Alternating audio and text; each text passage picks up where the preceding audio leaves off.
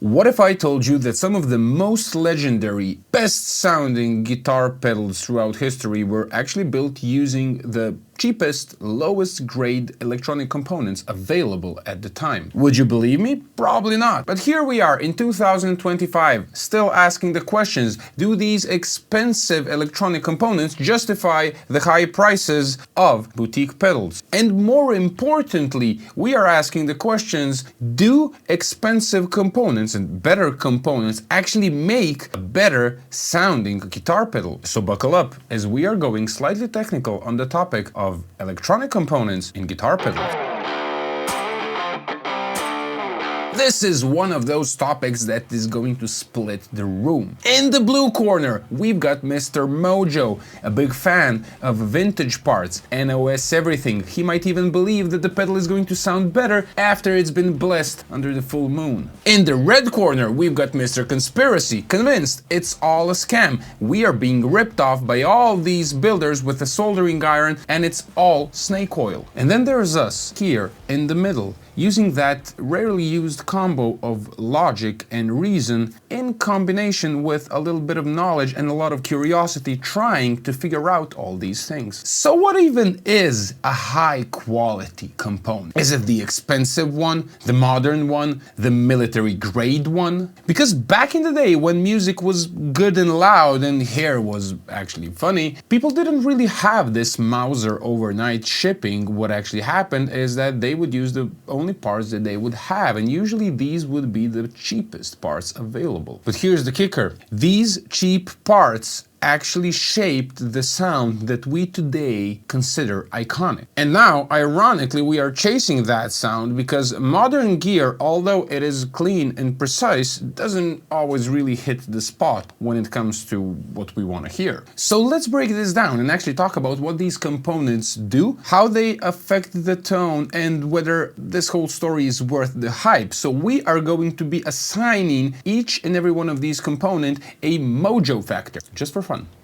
Let's start with the humble resistor, used in pretty much every circuit. They come in all shapes, sizes, colors, but in the pedal world, we actually use only a few types. First of all, the carbon composition ones. Actually, I don't know if this one is a carbon composition, but it sure looks like one. These are the OGs. Wide tolerances, high noise. They're not produced today, therefore they're expensive. Back in the day, they were dirt cheap. Mojo factor, 100%. Why? Because they're unstable. Values actually drift over time due to temperature and humidity. In addition to that, they have a very, very slight inductance that some people actually think they hear. Actually, these resistors, they kind of saturate at high voltages, so they kind of react to transients in a different way. But that happens at high voltage swings, which only happen in amplifiers that have high voltage swings like tube amplifiers, not in pedals, but still, the myth lives on.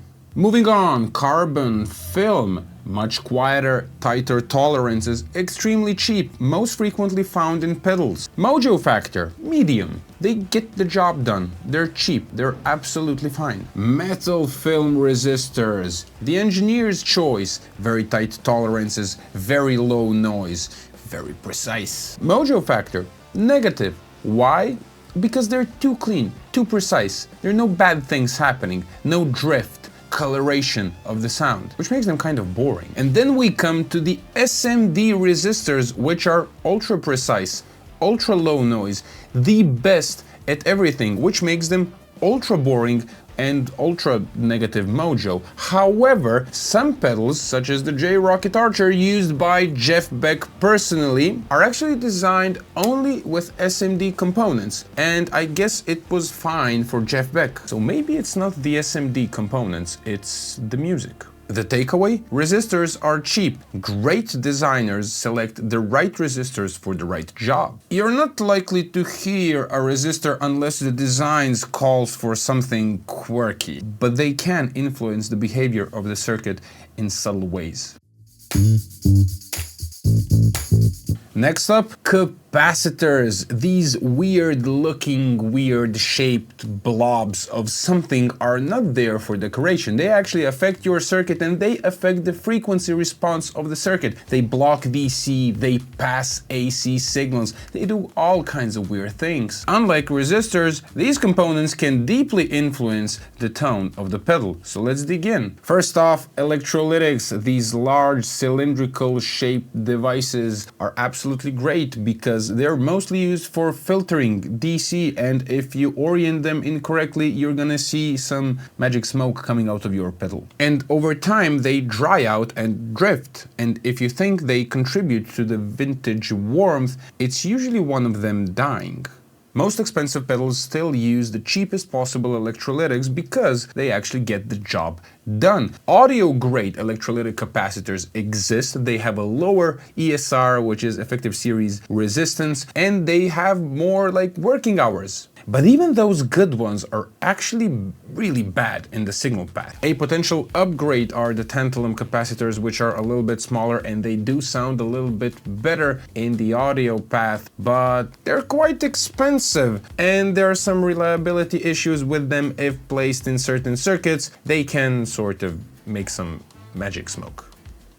High quality electrolytics should always be used for reliability and should usually be used for power and filtering, where tantalum options are much better for the signal path, but that's something that a lot of builders skip. So mojo factor, electrolytics, really low, tantalums, super high, especially in tube screamers. Ceramic caps, small, cheap, we see them in pretty much every design. Are they perfect? Far from it. But they've stuck long enough to become a part of the audio DNA that we all love. Their capacitance can actually shift with temperature, they can become microphonic, they can decide when they want to infuse some noise into our circuit, but still we use them. Most pedals use them for better or for worse. It is something that has been used throughout the years. Now there is a solution, a much more high-end audio substitution would be this silver mica cap. They're stable, clear, a little bit bigger. They would be the high-end audio substitution, but they're quite expensive and you will rarely see them in pedals. Mojo factor? Low to medium. Ceramic capacitors are something like punk rock of capacitors. They're loud, unpolished, but inevitably part of the scene. Film caps are the clean-cut professionals of the capacitor world. Stable, consistent, drama-free. They're what you want in your signal path when you don't want any kind of surprises. And they come in all different materials like polystyrene, polypropylene, polyester, even Teflon. Yes, that coating that you use in your frying pan, yeah, that material. Some of them are more audio grade than others, and audio grade ones come at a price. They would have tighter tolerances, lower losses, and the price tag would usually scream audiophile tax. But let's be real, most pedals don't really use them. They're big, expensive, and overkill for most designs. You would, however, see them in some critical parts of certain circuits or in some boutique pedals or EQ pedals, stuff like that. Mojo factor, negative. They're too good to be interesting. Now we obviously have to mention SMD devices. They are like tiny rectangles that are super easy to manufacture. They have tight tolerances, they are very precise, they're very clean. There's, again, nothing really special about them. Other than, of course, Jeff Beck uses them in his, pedal. The truth is, they work actually really well. There's no nonsense about them, so if there's something wrong with your pedal, it is probably not the SMD parts. But here's an interesting thing. SMD tantalum capacitors are actually much cheaper than those through-hole ones, so when you get SMD pedals, they would frequently have tantalum capacitors where you would find those bad electrolytics in pedals that actually use through-hole components. And now the mojo factor. Yet again, negative. There is absolutely nothing cool or special about devices that work great. in the guitar world. Hey, if you're getting any value from this video, please consider subscribing and hitting the like button. It costs you nothing and it means a lot to me. And if you want to dive deeper into gear tech, go visit the Slightly Technical Academy at slightlytechnicalacademy.com, because over there you can actually register for free and grab some free Tonex packs and access the full tech pages. This video is not sponsored, therefore if you want to support what I'm doing, you can actually buy some of the full Tonex packs of unique amplifiers that you can find on my website, and you can support me in that way so I can continue making these weird videos. And keep an eye for the upcoming courses, they're gonna be really cool. Diodes are what gives the distortion its grit. They're really cool because they clip the signal, and they clip differently. Some diodes clip sharper, some clip softer. LED diodes are supposed to be loud. But somehow diodes have been lifted to the near mythical status. Some people talk about certain models like they were pried out of decommissioned missiles. Reality check. Most pedals use the cheapest diodes available and they sound absolutely fine. Yes, there are differences, but the differences are mostly due to the voltage drop happening inside of the diode and how that affects the rest of the circuit. But even swapping two diodes of the same type, of the same spec, would actually produce very minimal differences in the sound. The magic? Mostly in the story and mostly in the price tag. Mojo factor? Potentially very high, sometimes as high as $30 a pair.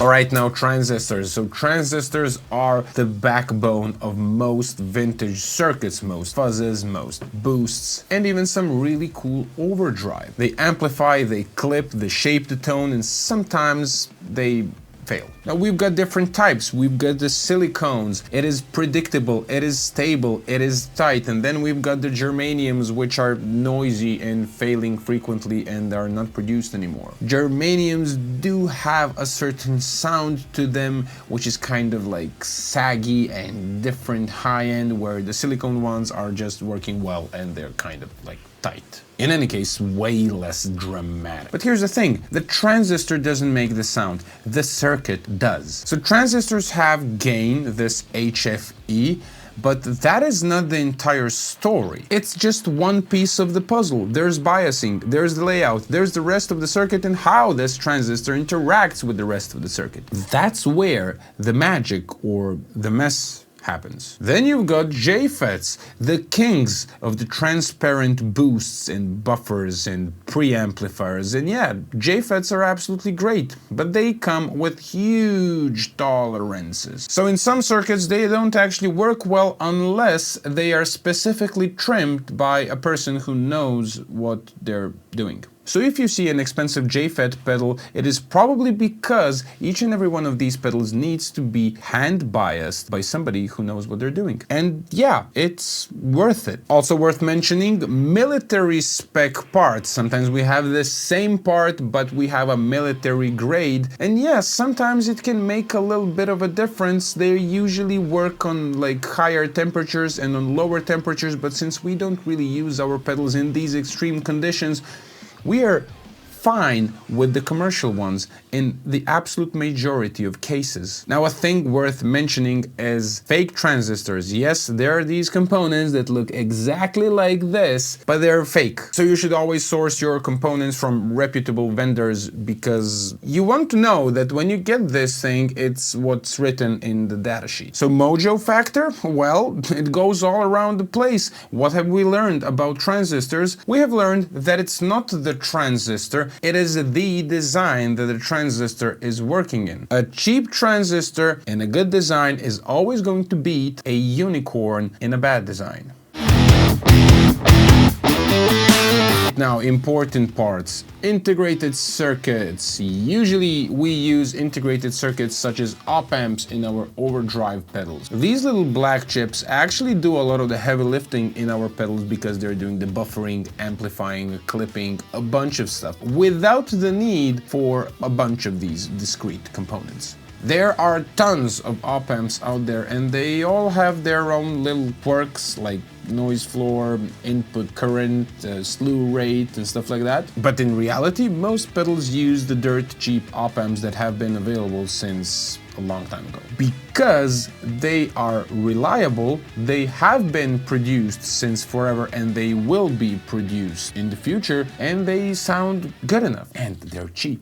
What about the famous ones? For example, the JRC 4558. Yes, they come in the Japanese version and the Chinese version, and everybody's saying, yeah, the Chinese one is dull. But I don't think that is true really. Well, I personally spoke to Robert Keeley about this. He said he uses the Chinese ones and then he builds the circuit around it to sound good. So we are actually seeing a pattern here. It is the circuit. Then we have the TL072, the LM308, the LM741, everything from rats to DODs. No magic, just recognizable tones. You will rarely see audio grade ICs in guitar pedals because, let me tell you something, precision and audio quality are not often desired in guitar pedal circuits, which is quite ironic that these best sounding ICs are actually just too good and too clean for guitar stuff. Military ICs exist, they're better spec'd a little bit than the commercial ones, but for guitar pedals, is it worth it? Well, not exactly, but it's definitely worth playing around with. Fake ICs are also a thing. They're all around the internet. Yet again, like with transistors, go buy these things from reputable sources because you will find that when you buy some of these fake ones, their specs are gonna be all around. Now, if you're a fan of analog choruses and delays, then you would be in the need for bucket brigade devices, which are not produced anymore, and the new ones that actually sound good are quite expensive. A lot of them are sold online, you have to pay attention, but if you want the real thing, you will have to pay up. Mojo factor, well, it's kind of contextual and we're talking about chips. Chips don't have mojo, they're already out of this vintage zone. And we are already seeing a pattern over here. It's not really about the components, it is about the design. Now we have some components that are not exactly that glamorous, mojo important, but they have sparked quite a few forum debates. First of all, inductors found in WAS and EQ circuit. They are the ones that I have the liberty to say that they're extremely overpriced. Because you see, inductors are just wire around a ferrite core, and definitely yes, when the inductance is different, when you place it in a wah pedal, the pedal is going to sound different, but the grit is not coming from the inductor, it is actually coming from the transistor and the way how the circuit was designed around it. And since an inductor of this certain value is not really used anywhere instead of a wah pedal, that makes these components like ridiculously expensive. They even go up to like something 90 euros, dollars or whatever. That's crazy. So mojo factor, it's kind of medium because they do something but not $90 worth of something. Now that is a ripoff. Now electromechanical components, they don't really shape the tone, but they can wreck your day. A bad pot, a noisy jack, stuff like that, it can all make your vintage boutique fuzz pedal sound like really bad. Mojo factor? Low, unless you really like the click of a 1970s Carling switch.